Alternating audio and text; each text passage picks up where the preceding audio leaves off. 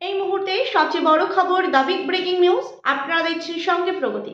সঙ্গে প্রগতি নতুন ইউটিউব চ্যানেলে সবাইকে স্বাগত জানিয়ে শুরু করছি আজকের প্রতিবেদন। আজকের প্রতিবেদনের মূল বিষয়বস্তু, রাত পোহালে ভোট গণনা। উপনির্বাচনে ভোটের ফলাফল ঘোষণা করা হবে আগামীকাল সকাল 8টা থেকে। তার আগে সমীক্ষাতে বড়সড় নতুন চমক দেখতে পাওয়া গেল পশ্চিমবঙ্গ রাজ্যের 6টি কেন্দ্রের বিধানসভার উপনির্বাচনে। অর্থাৎ আগামীকাল 23শে নভেম্বর নির্বাচনী ভোটের ফলাফল ঘোষণা করা হবে। শুধুমাত্র পশ্চিমবঙ্গে 6টি কেন্দ্রের বিধানসভা কেন্দ্রের ফলাফল ঘোষণা করা হবে তাই নয়, এই সঙ্গে আরও 2টি রাজ্যে বিধানসভার উপনির্বাচনের ফলাফল ঘোষণা করা হবে। একদিকে রয়েছে উত্তরপ্রদেশ, অন্যদিকে রয়েছে কেরালার ওয়েনারে। এই দুটি রাজ্যেই বিধানসভার উপনির্বাচনের ফলাফল ঘোষণা করা হবে। সেই সঙ্গে মহারাষ্ট্র এবং ঝাড়খণ্ডে বিধানসভার নির্বাচনের ফলাফলও কিন্তু ঘোষণা হতে চলেছে ওই একই দিনে, আগামীকাল 23শে নভেম্বর।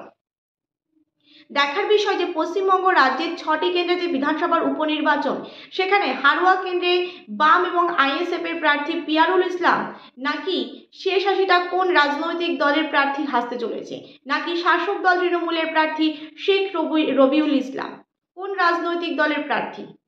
দেখা যাচ্ছে যে এই যে হারোয়া কেন্দ্রের দ্বিমুখী হাড্ডাহাড্ডি রাজনৈতিক লড়াইয়ের ময়দানে শাসক দল তৃণমূলের প্রার্থী শেখ রবিউল ইসলাম নাকি বাম এবং আইএসএফ প্রার্থী পিয়ারুল ইসলাম কোন রাজনৈতিক প্রার্থী, সেটা নিয়ে কিন্তু একটা বড়সড় নতুন চমক সমীক্ষাতে দেখতে পাওয়া যাচ্ছে। তার আগে বলে রাখবো, অবশ্যই নতুন দর্শক হয়ে থাকলে চ্যানেলটিকে সাবস্ক্রাইব করে যুক্ত থাকুন নতুন নতুন ভিডিওর আপডেট পাওয়ার জন্য। ভিডিওটি ভালো লেগে থাকলে অবশ্যই লাইক করুন, শেয়ার করুন, আপনাদের মতামত অবশ্যই কমেন্ট বক্সে কমেন্ট করে জানান। একদিকে দেখা যাচ্ছে যে শাসক দল তৃণমূল, অন্যদিকে দেখা যাচ্ছে যে বাম এবং আইএসএফ এর জোট, এবং অন্যদিকে বিজেপি এবং কংগ্রেস। এই চতুর্মুখী হাড্ডাহাড্ডি রাজনৈতিক লড়াই দেখতে পাওয়া গেছে বাংলাতে 6টি কেন্দ্রের বিধানসভার উপনির্বাচনে। একদিকে দেখা যাচ্ছে বিজেপি এবং কংগ্রেস, এনারাও কিন্তু তাদের নির্বাচনী ভোট প্রচার করেছেন জোরদার, এবং টেক্কা দিতে কিন্তু জোরদার টেক্কা দিতে তারাও কিন্তু পিছিয়ে থাকেনি।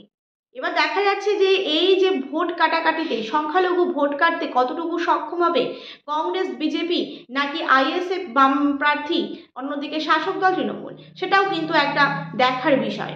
এবং দেখা যাচ্ছে যে সংখ্যালঘু ভোট কাটতে কোন দল সক্ষম হবে সেটাই কিন্তু একটা আলোচ্য বিষয়। অন্যদিকে দেখা যাচ্ছে এই যে বিধানসভার উপনির্বাচন 6টি কেন্দ্রে, তার মধ্যে কিন্তু বাম এবং আইএসএফ এবার ভালো ফলাফল করছে এবং তিনটি আসনে কিন্তু জয়যুক্ত হতে চলেছে। একদিকে রয়েছে হারোয়া, তালডাঙ্গা, সিতাই। এই 3টি কেন্দ্রে কিন্তু বাম এবং আইএসএফ জোরদার কিন্তু লড়াই করেছে এবং দেখা যাচ্ছে যে জয়যুক্ত হওয়া শুধুমাত্র সময়ের অপেক্ষা। অন্যদিকে বিজেপি কিন্তু মাদারিহাট এবং মেদিনীপুর 2টি কেন্দ্র থেকে একেবারে জয় ছিনিয়ে নিতে শুধুমাত্র সময়ের অপেক্ষা। অন্যদিকে দেখা যাচ্ছে শাসক দল তৃণমূল নৈহাটি কেন্দ্র থেকে জয়যুক্ত হচ্ছে, তা কিন্তু আর বলার অপেক্ষা রাখছে না। সবটাই কিন্তু সময়ের অপেক্ষা। রাত পোহালেই কিন্তু ভোটের গণনা শুরু হচ্ছে। আগামীকাল 23শে নভেম্বর সকাল 8টা থেকে ভোট গণনা কিন্তু শুরু হয়ে যাবে। প্রত্যেক রাজনৈতিক দলের মধ্যে কিন্তু একটা টান উত্তেজনা, কোন রাজনৈতিক দল এককভাবে এগিয়ে থাকবে। তবে দেখার বিষয় যে এবারের কিন্তু উপনির্বাচনে কিন্তু প্রভাব পড়েছে বেশ কিছু কারণ, এবং তার ফলে কিন্তু বাম এবং আইএসএফ একটা ভালো ফলাফল করছে এবং টেক্কা দিচ্ছে রাজনৈতিক দল শাসক দলকে, সেটাও কিন্তু একটা দেখার বিষয়। সবশেষে বলে রাখবো যে এবার কিন্তু শেষ হাসিটা কোন রাজনৈতিক দল হাসতে চলেছে সেটাই কিন্তু এখন সময়ের অপেক্ষা, ধৈর্যের অপেক্ষা। কোন রাজনৈতিক দল শেষ পর্যন্ত এগিয়ে থাকছে সেটা কিন্তু মানুষের ওপর নির্ভর করছে, মানুষ কোন রায় দিয়েছে। তবুও দেখা যাচ্ছে নৈহাটি কেন্দ্রে কিন্তু একটা উত্তেজনামূলক পরিবেশ তৈরি হয়েছিল, ভয়ের রাজনীতি তৈরি হয়েছিল, মানুষ কিন্তু নিজেদের ভোট নিজে দিতে পারেনি। নৈহাটি কেন্দ্রে কিন্তু শাসক দল একটি আসনে জয় হচ্ছে, বিজেপি কিন্তু মাদারিহাট এবং মেদিনীপুর 2টি কেন্দ্রে জয়যুক্ত হচ্ছে। বাম এবং আইএসএফ এর যে রাজনৈতিক দলটি, সেটি কিন্তু হারোয়া, তালডাঙ্গা, সিতাই 3টি কেন্দ্র থেকে কিন্তু জয়যুক্ত হতে চলেছে। প্রিয় দর্শক বন্ধু, এই ছিল আমাদের আজকের প্রতিবেদন। ভিডিওটি ভালো লেগে থাকলে অবশ্যই লাইক করুন, শেয়ার করুন, আপনাদের মতামত অবশ্যই কমেন্ট বক্সে কমেন্ট করে জানান। অবশ্যই চ্যানেলটিকে সাবস্ক্রাইব করে যুক্ত থাকেন। আগামীকাল কিন্তু মহারাষ্ট্র, অন্যদিকে ঝাড়খণ্ড, অন্যদিকে দেখা যাচ্ছে যে উত্তরপ্রদেশ, কেরালা, এই মোট আরও 4টি রাজ্যে কিন্তু ভোটের ফলাফল ঘোষণা করা হবে।